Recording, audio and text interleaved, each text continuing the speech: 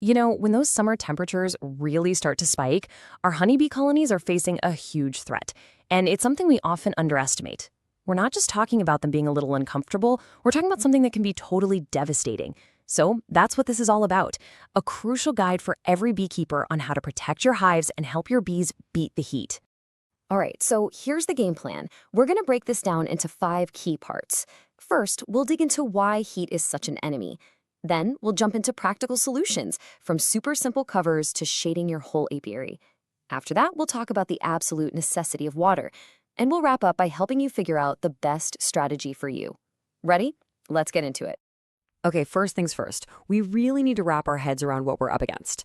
It's so easy to just think, oh, it's a hot day. But for a honeybee colony, a heat wave is so much more than an inconvenience. It's a genuine fight for survival. So, to put this into perspective, just think about this for a second. Imagine a scorching 40 degrees Celsius day. That's about 104 Fahrenheit. The inside of a hive that's just baking in the sun, it can literally become an oven. Your bees are working themselves to the bone just to try and keep things stable. And, when the bees just can't keep up, that's when things get really, really bad. The wax combs, the literal skeleton of their home, can soften and actually start to melt. Foragers stop looking for food and start a frantic search for water just to cool things down. And that starves the colony and crucially puts the developing brood, the next generation of bees, in serious danger. If it gets bad enough, the whole colony might just pack up and leave. They'll abscond, abandoning the hive entirely just to escape. Okay, so that's the scary stuff. How do we actually fight back? Well, let's start with our first line of defense, simple hive top covers.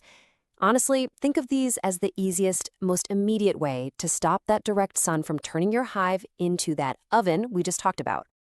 One of the easiest ways to do this is to just use what nature gives you. You can take bales of natural stuff like reeds or straw and just place them right on top of the hive's outer cover. It creates this simple, breathable barrier that takes the brunt of the sun's heat before it ever gets to the hive itself. Or you could get a little more strategic and use materials that pull double duty, both insulating and reflecting heat. Things like sheets of compressed styrofoam or even white sacks stuffed with straw are fantastic. They give you a 1-2 punch. They insulate against the heat, and that white surface reflects a turn of that solar radiation away. Now, if you go with something lightweight like styrofoam, it's super simple. But there's one thing you absolutely cannot forget. Just put the sheet on the metal lid. But you have to weigh it down with something heavy, a rock, a block of wood, whatever. If you don't, the first gust of wind is going to send your brand new hive cover flying. And this really gets at a super simple but powerful piece of science. Color matters. A lot.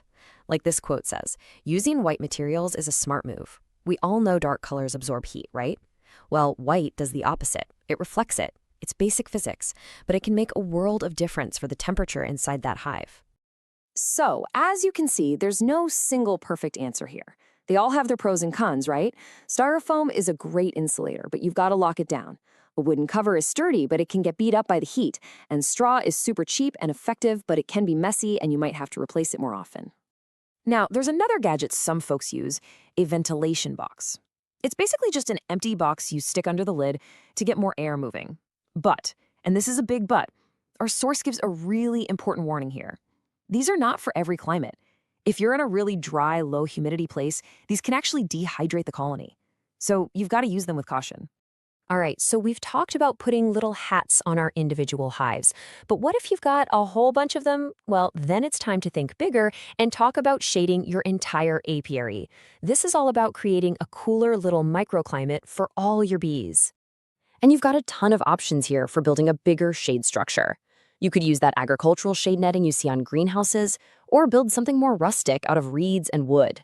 Heck, you could even use thick tent fabric or some corrugated metal roofing to create a big canopy over the whole apiary.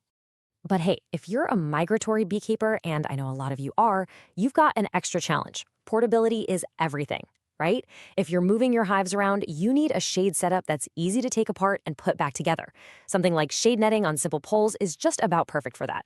But what if you're not moving your hives around? What if your apiary has a permanent home? Well, in that case, the absolute best, most sustainable, and honestly prettiest solution is to just work with nature. Planting trees is the ultimate long-term strategy. And there's a specific kind of tree that's just perfect for this job, a deciduous tree. Think about it. It's brilliant. In the summer, they have this dense canopy of leaves that provides amazing shade.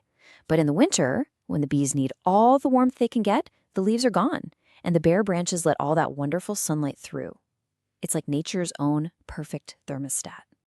Okay, so we've covered shade from every angle, but there is another piece of this puzzle that is, and I mean this, absolutely non-negotiable for bees to survive the heat, and that is water.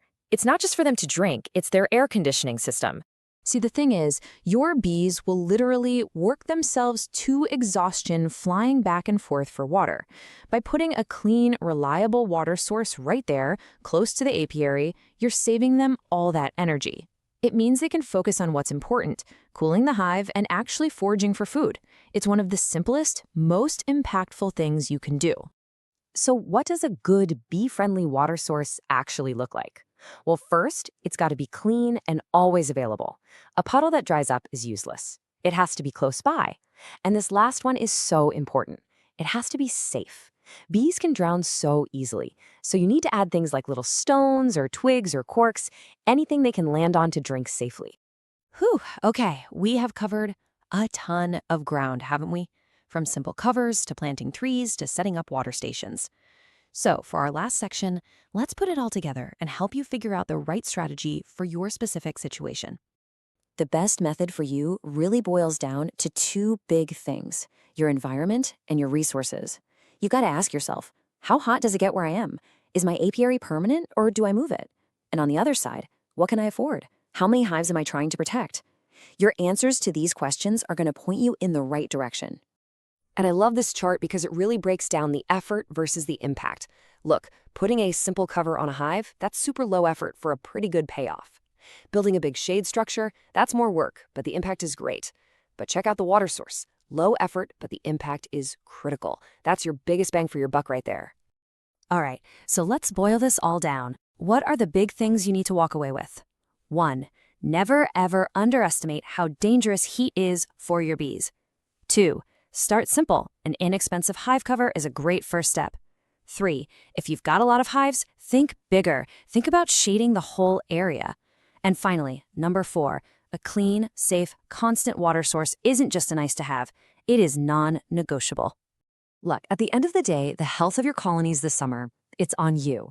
You've seen the options from the super simple to the more complex. Taking action is what counts. Your bees are absolutely counting on you. So the only question left is, how are you going to help them beat the heat?